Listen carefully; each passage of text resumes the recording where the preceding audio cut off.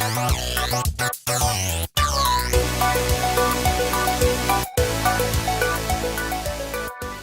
guys, Gaming here, and today we are back with some more Wizard101. In this episode, we are going to go to the Pet Pavillion, which is right over there. But first, before we go in there, we are going to talk to Merle Ambrose, because that is what we have to do first, because we have to talk to Merle Ambrose in order for us to get the quest. And then we can go in the Pet Pavillion. And basically, this episode isn't really a main quest storyline episode, so if you guys don't want to see that, click off the episode now. But basically, this is just to explain. This is basically to explain the Pet Pavillion, all the pets and everything that is in the Pet Pavillion. So yeah, we'll get started right now by talking to Merle Ambrose. Have you had a chance to visit the new Pet Pavillion in the Commons? It's a wondrous place where pets can be trained, hatched, and can even race against their friends. It's quite easy to find. Just head towards the library. I was wondering if you might do me the favor of delivering this parcel to Milo Barker, the ringmaster of the Pet Derby. Have a care not to crush or drop it. That wouldn't be at all pleasant. No, not. Headmaster Ambrose hands you a box with some air holes punched in the top. It makes a slight grunting noise when you shake it. Please convey this item to Ringmaster Barker, post haste. He shall reward you handsomely for your efforts.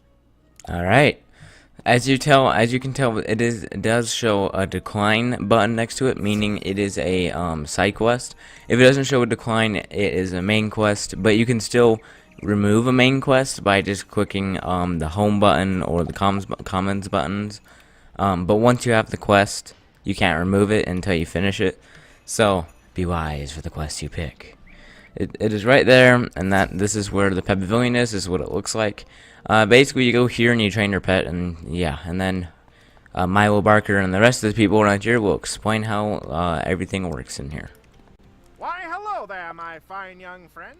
Have you by any chance participated in the dynamic display that is the Wizard City Pet Pavillion? It's a captivating cavalcade of prodigious proportions. Near this very spot are fine vendors of pets and pet provender. That splendid structure over there is the hatchery. Right there, that big structure right there. The Pet Derby offers all manner of enticing entertainments and delightful distractions for wizard and pet alike. What's that? You've something from Ambrose? That old rascal. Let me see what you've brought then. Milo Barker takes the package Merle asked you to deliver. He sniffs. Oh, whoops, sorry. Milo Barker takes the package Merle I did not mean to do that. asked you to deliver. He sniffs at it, then shakes it. From inside the box comes an outraged, muffled oink. I'd wager my reputation this is a pickle of some sort. I'm not sure what Merle thought we'd do with it. We're overstocked as it is. How about you keep this one? Okay, we got a stray pickle. I'm not going to use it. For one, it is at 30, which means it is not the best. It's usually good if you have like 50 to 60 and over. Like with these stats, like I can't really point to it. I'm trying to point to it, but I mean you guys can't see it. It's the thing says below the name. It says no auction. Below that, basically says 30, and the other one says 62. Those basically mean the stats of how good it is. I think, and went away. But I usually would use the ones that are 50 and over. That are usually the ones that will produce better stuff. Might I be of some service educating you in matters relating to pets and their profound possibilities? The Wizard City Pet Pavillion has experts aplenty. They'll merrily monopolize your concentration with a wealth of useful information. So speak, if you will, to all of them. You can start with my little green friend here, Sir Nigel Higginbottom. He'll tell you more and can set you upon the right path. All of them! Yeah, okay. Sir Nigel Higginbottom. Yeah, that's his name. Why, hello there, wizard. You may address me as Sir Nigel Higginbottom of the Marleybone Higginbottoms. All reputation, no doubt, precedes us.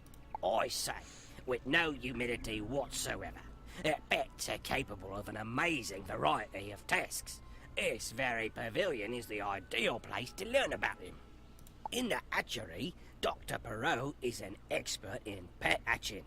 Speak to him and he'll explain the astonishing ways your pet can grow and change. Near here are 2 shops. Young Tenant and Lowe sell a variety of pets and pet eggs in one shop, and in the other, 2 ladies named Dusty and Jackie provide all manner of exotic pet foods. In addition to keeping this pavilion clean, I have the honor of selling items for arena tickets earned from the pet derby. Our pet just hatched. Yeah, it had 2 minutes. Some of them can go up to a whole day. So, but they're usually the good ones. Go visit each shop to learn more, and return to me, and I'll explain more about arena tickets on the pet derby. And you can speak with my associate, Mr. Barker. You can also get pets from quests. Those probably won't come for a good while, but you can get pets from quests. So it's pretty cool. Oh, a customer! Come right in. We have all manner of snacks for your pet. They're usually spell quests, is when you get them. After your pet completes a training game, it will be hungry. You can reward your pet with a tasty snack. Like school quests, is what I'm saying. Yeah, that makes sense. You usually get, like, school pets from your school. That's usually when you get your pets. The type of snack you feed it will increase its abilities in some fashion. The exact ability and how much it improves depend on the type of snack and how much a pet likes it. You can read all of this by pausing the video if you want. We'll have all the information of the menu. Different pets like different snacks, so you should try a variety of snacks and see what your pet likes best. And you won't find a better selection of snacks anywhere in the spiral. Guaranteed. Alrighty. Yeah, they do sell just a few things in there, like these snacks and stuff. Usually the better ones are in the bazaar, but they still do. They're pretty expensive, but they're the ones that are usually the best.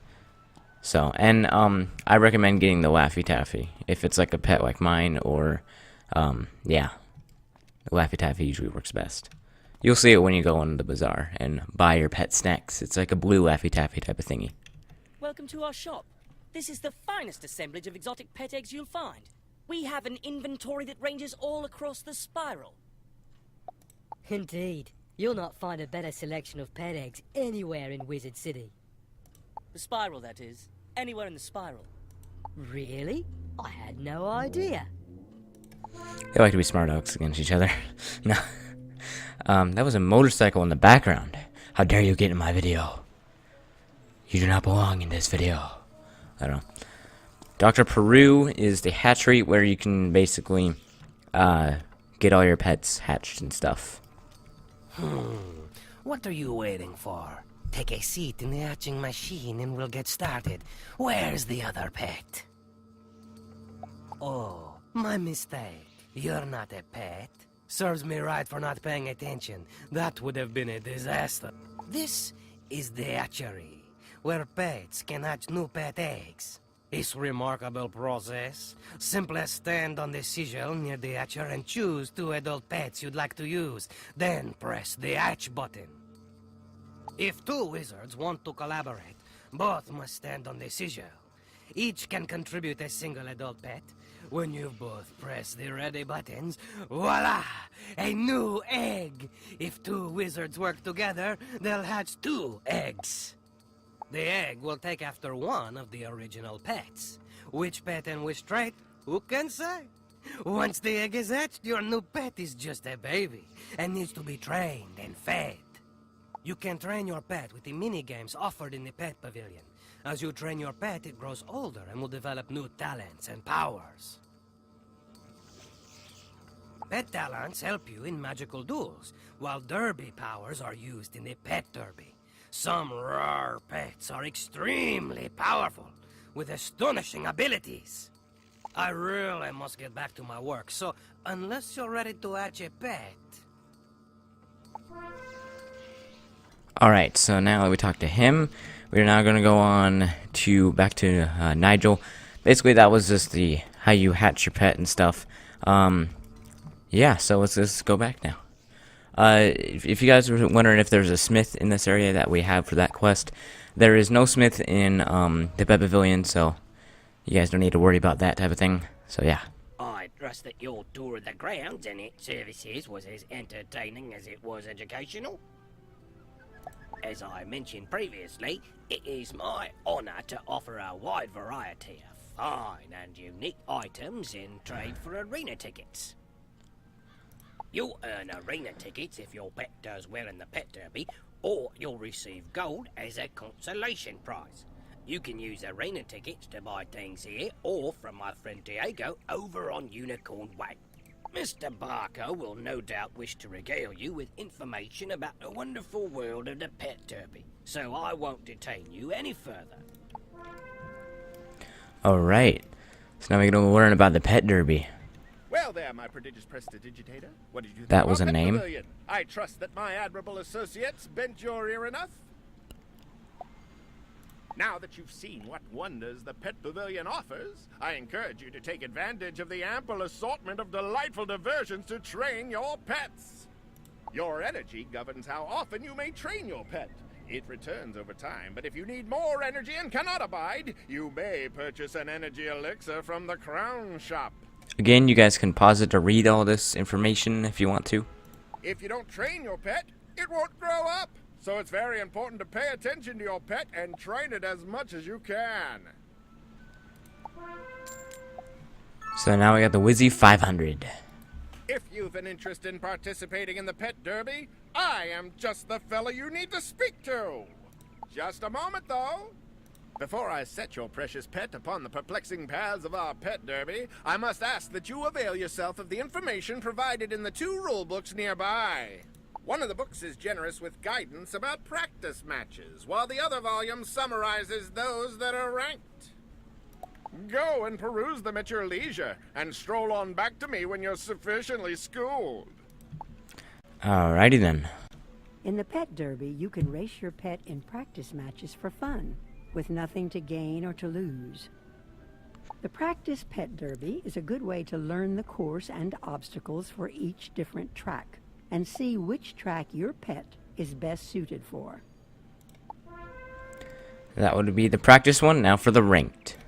In the ranked pet derby, your pet will race against other pets with prizes such as arena tickets or gold. The last place pet receives gold, while the other pets receive arena tickets. Your pet's wins and losses are measured on your character sheet, and your pet will gain ranking in the pet derby based on its performance. So those are the practice and ranked. It's just like the arena back in Unicorn Way. It's like the same thing. Let me explain the basics of the pet derby so that I might enhance your experience. There's a lot to go over, so I recommend you make yourself comfortable and pay attention. You can race your pet in the pet derby by going to one of the 2 book pedestals in the Pet Pavilion. One is for practice matches, the other is for ranked derby races. Practice derby races are classed by easy, medium, hard, and epic. You can create a new match, or you can quick join a match that has already been created. You will see the cross swords icon in the upper right corner of your screen when your pet is in the queue for a pet derby race. When the race is ready, you will see a screen letting you go to the arena. The goal of the pet derby is to come in first, steering your pet past obstacles and using your pet's derby powers against other pets. You can control your pet with the arrow or the WASD keys. It will go forward on the derby track automatically. Side arrows will make it switch lanes, and the back arrow slows it. The up arrow cheers your pet, making it go faster. The space bar helps your pet bypass obstacles, jumping or ducking each hurdle. You must time it just right. Hitting an obstacle slows your pet. Your pet's position in the race is displayed in the upper left corner of the screen. Under the position number is your pet's time for the race and what lap of the race you are on. On the upper right corner of the screen, the racetrack shows flags indicating where all the pets are on the derby track. Your pet's flag is largest, and its color matches the position number. Your pet has a resource called morale, displayed on the bar at the top center of the screen. Cheering your pet costs morale. Your pet gains morale when it successfully bypasses obstacles. Cheering costs different amounts of morale based on the terrain your pet is on. The cost is based on the terrain type and your pet's attributes. The attribute used has its icon next to the morale bar.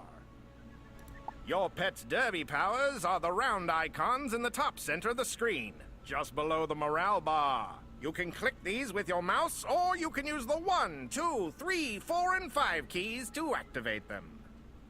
Derby powers can boost your pet's performance, hinder other pets, put obstacles on the track, force pets to change lanes, or other tricks. You can mouse over a power's icon to see what it does. Effects on your pet appear as icons on either side of your pet. Helpful effects are on the left. Bad effects are on the right. A countdown timer shows how long each effect remains on your pet. Try to steer your pet through the floating stars. They will give your pet speed bonuses and give your pet temporary immunity from other pet powers. Avoid bombs and banana peels. Bombs will slow your pet down, and banana peels will slow and cause your pet to change lanes. And now that you've done your homework, it's time to play. I'll wager you can barely contain your enthusiasm, so step right up, ready your pet, and let's go!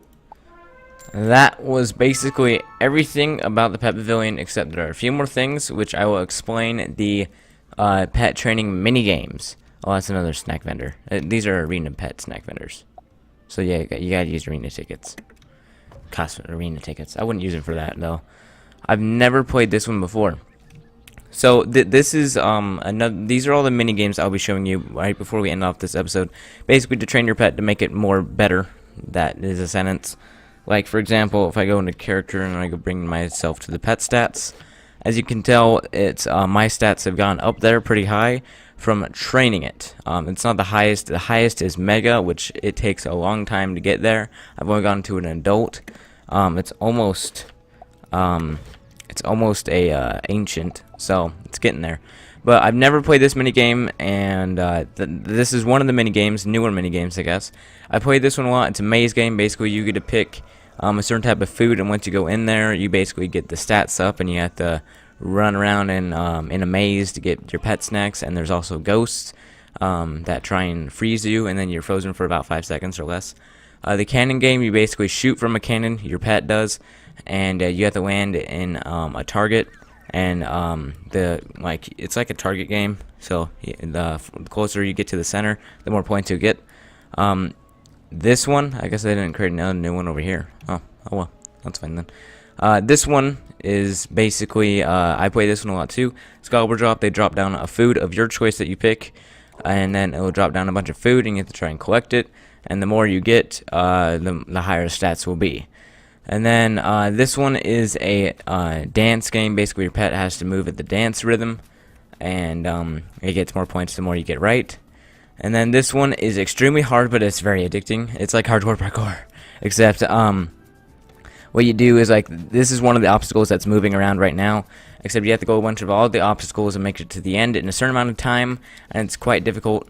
And I've only beaten like 1 out of like 6 that there is, so it's pretty difficult, but it's pretty fun too. And that is basically the entire Pet Pavilion area. And yeah, I think that's all I really got time for in this episode. So the next episode we'll be doing something different, basically returning back with Cyclops Lane. And yeah, so if you guys enjoyed, leave a like and subscribe if you're new to join the Slime Army. And if you want to play Wizard101, it is down in the description below for you guys to try it out or play the game. Yes, that makes sense. So yeah, I think that's about it. Bye bye.